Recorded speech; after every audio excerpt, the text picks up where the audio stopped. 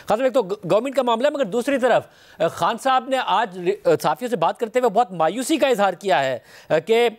مجھے حیرانی ہے، ایسا لگ رہا ہے باہر گڈی گڈی ماحول چل رہا ہے، دوستانہ ماحول ہے، خوشی خوشی سب رہ رہے ہیں، میں حیران ہوں اپنی پارٹی لیڈرشپ پر کہ معاملات کو بھرپور انداز میں اٹھا نہیں رہے ہیں اور پارٹی سخت رد عمل نہیں دے رہی ہے۔ بہت شکریہ شاہزیب صاحب۔ بسم اللہ الرحمن الرحیم۔ اللہم صلی علی محمد وعلی آلہ وصحبہ وسلم۔ اس وقت ایک بہت ہی مشکل صورتحال سے ملک دوچار ہے اور خان صاحب نے اس کی صحیح ترجمانی کی ہے۔ دیکھیے، طاقت کے زور پہ لوگوں کو آپ کچھ وقت کے لیے دبا تو سکتے ہیں یا گولی چلا کے خاموش کر سکتے ہیں، کیونکہ جب بدن سے روح نکل جائے تو آپ خاموش ہو ہی جاتے ہیں۔ لیکن اس کا مطلب یہ نہیں ہے کہ بے چینی ختم ہو گئی ہے یا مسئلے کا حل ہو گیا ہے۔ میں بڑا حیران ہوں شاہزیب صاحب کے جو میں رویہ حکومت کا دیکھ رہا ہوں، اس طرح تو کسی مطلق العنان ڈکٹیٹرشپ میں بھی نہیں ہوتا۔ آپ کو شاید یاد نہ ہو، لیکن مجھے یاد ہے میں 5ویں جماعت کا طالب علم تھا اور ضیاء صاحب کا دور تھا اور انہوں نے ایک برائے نام ریفرینڈم کروایا تھا، لیکن کروایا تھا تاکہ کوئی نہ کوئی وہ ایک فیس سیونگ ہو۔ تو یہ حکومت جو اپنے آپ کو جمہوری کہتی ہے، یہ تو اب فیس سیونگ سے بھی رہی۔ آپ اس شام کو بھول گئے۔ آپ کو یاد ہوگا جب ایک حکومتی وزیر بہت ہی ایک فرعونیت سے مذاق اڑاتے ہوئے پائے گئے میڈیا کے سامنے، اور ایک اور سینئر وزیر نے کہا کہ کس طرح بھاگ گئے۔ یار، ہم سیاسی کارکن تھے، وہاں سیاسی اور عام پاکستانی آئے ہوئے تھے۔ جب آپ کے حکومتی لوگ ان پہ فائرنگ کریں گے، اداروں کے لوگ فائرنگ کریں گے، کیسے وہ وہاں پہ ٹک سکیں گے؟ تو ان حالات میں یہ توقع رکھنا کہ حالات معمول پہ آ جائیں جب تک معاملات کا حل نہ نکلے، بالکل ہی یہ بعید از قیاس ہے۔ اور دوسری بات یہ ہے کہ عمران خان صاحب کی طرف سے کمیٹی بن گئی ہے،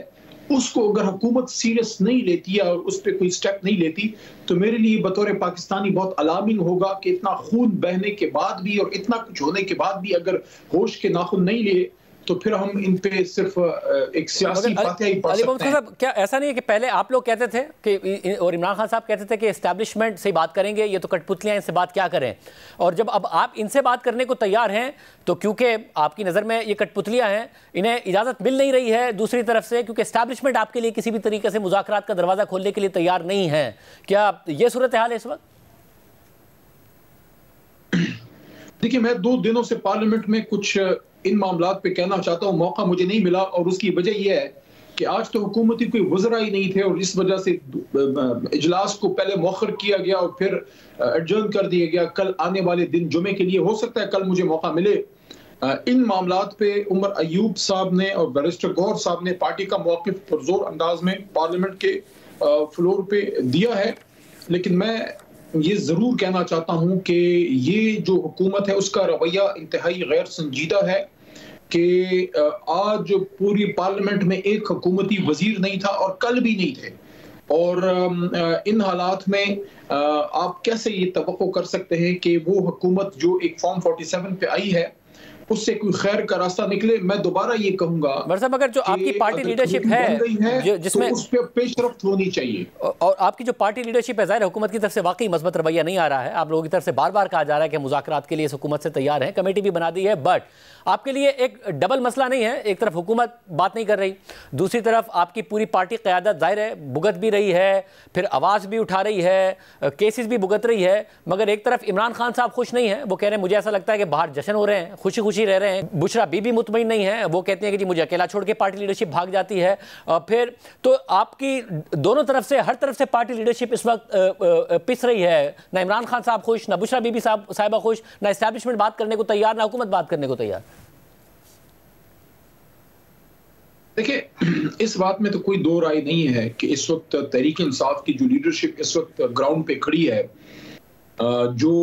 حکومت جن کو توڑ نہ سکی، نہ خرید سکی، نہ وہ ڈرے، نہ وہ بھاگے، نہ وہ ملک چھوڑ کے نکلے، نہ وہ کوئی غائب ہوئے، میدان میں کھڑے ہیں۔ ہر وقت اس لیڈرشپ کی فیملیز، ان کے گھر والے تھریٹ میں ہیں، لیکن ایکسپیکٹیشن بے انتہا ہیں، اور میں یہ سمجھتا ہوں کہ ایکسپیکٹیشن جائز ہیں، بالکل وہ ہونی چاہیے۔ لیکن یہاں میں یہ کریڈٹ ضرور دوں گا کہ مشکل صورتحال میں آپ کو مثال دوں گا عمر ایوب صاحب کی. عمر ایوب صاحب نے اپنے بدن پہ تکلیف صحیح ہے, وہ کھڑے ہیں. میں آپ کو مثال دوں گا بیرسٹر گوہر صاحب کی, جو کہ ایک ایجوکیٹڈ, سب کو پتا ہے, پڑھا لکھا آدمی ہے, اور وہ سپریم کورٹ میں آرگومنٹ کر رہے تھے قاضی صاحب کی کورٹ میں, اور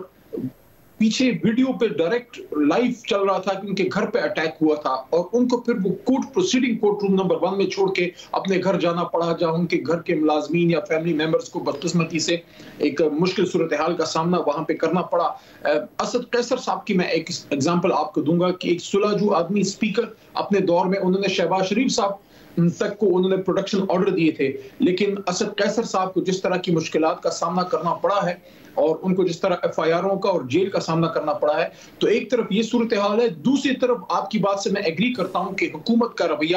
غیر سنجیدہ ہے. مسئلہ ہے کہ آپ نے متعدد رہنماؤں کے نام لیے, اس کے باوجود اور بھی رہنما ہیں, آپ نے خود نے بھی جیل بھگتی ہے, مگر اس بات کو میں تو ڈسپیوٹ نہیں کر رہا ہوں. مسئلہ یہ ہے کہ عمران خان صاحب خوش نہ ہوں, بشرا بی بی صاحبہ خوش نہ ہوں, علیمہ خان صاحبہ خوش نہ ہوں, یہ آپ کی پارٹی کی لیڈرشپ کے لیے مسئلہ ہو رہا ہے کہ وہ ریکگنائز نہیں کر رہے ہیں کہ یہ ایفرٹ اس طریقے سے ہو رہی ہے.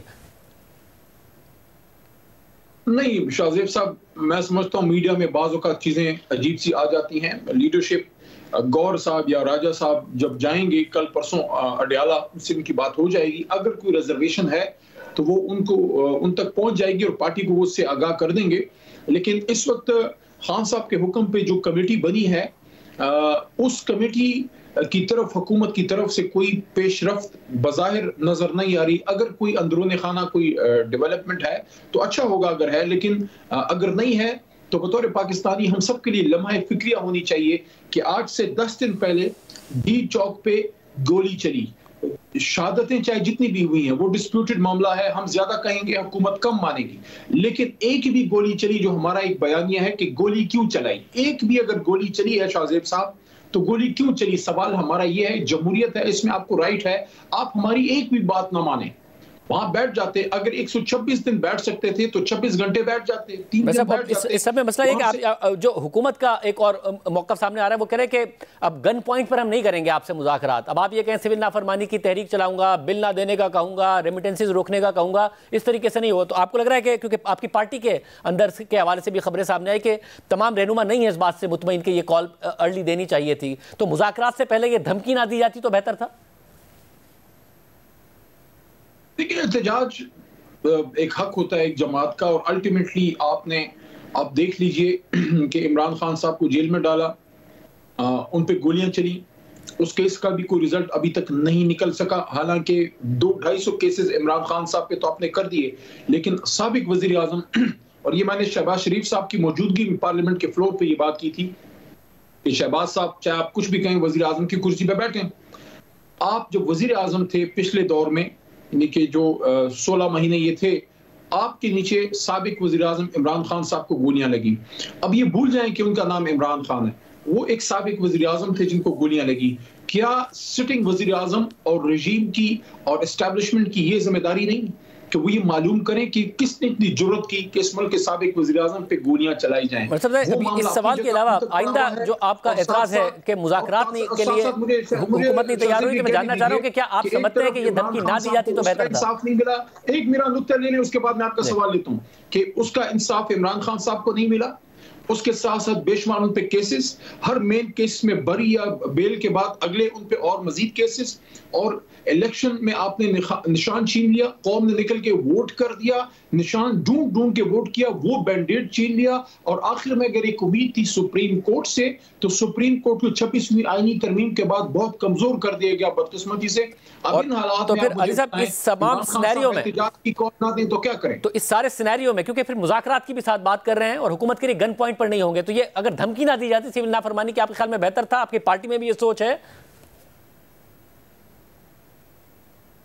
دیکھیں, خان صاحب نے سول نافرمانی یا سول ڈس اوبیڈینس یا پروٹیسٹ کال سے پہلے کمیٹی بنائی ہے. دیکھیے, ہم اس طرف تو سب دیکھ رہے ہیں کہ احتجاج کی کال عمران خان صاحب نے دی ہے, لیکن اس طرف کوئی نہیں دیکھ رہا کہ اس سے پہلے انہوں نے کمیٹی کیوں بنائی ہے. یہ 5 بندوں کی کمیٹی اس لیے بنائی ہے کہ ہمیشہ یہ بات ہمارے بارے میں, خان صاحب کے بارے میں ہوتی تھی کہ تحریک انصاف بات نہیں کرتی. تحریک انصاف کہتی ہے ہم ان کے ساتھ بیٹھیں گے, ان کے ساتھ نہیں بیٹھیں گے. یہ جو کمیٹی ہے, آپ مجھے بتائیں, آپ کے بھی سورسز ہیں, نون یا ان نون آپ کے نالج میں کوئی ایسی بات آئی ہے کہ اس کمیٹی نے یہ کہا ہے کہ ہم سیاسی فورسز سے بات نہیں کریں گے یا اسٹیبلشمنٹ سے کریں گے یا اس سے کریں گے، ایسے نہیں کریں گے؟ یہ اہم بات ہے، یہ کمیٹی کیٹیگوریکلی کہہ رہی ہے کہ ہم سیاسی جماعتوں سے بات کرنے کو تیار ہے، بار بار کہہ رہی ہے حکومت کیوں نہیں مان رہی؟ ہم یہ سوال ہم حکومت کے کورٹ میں ہے، یہ سوال ہم حکومت سے کرتے ہیں۔ علی محمد خان صاحب کا موقف آپ نے سنا۔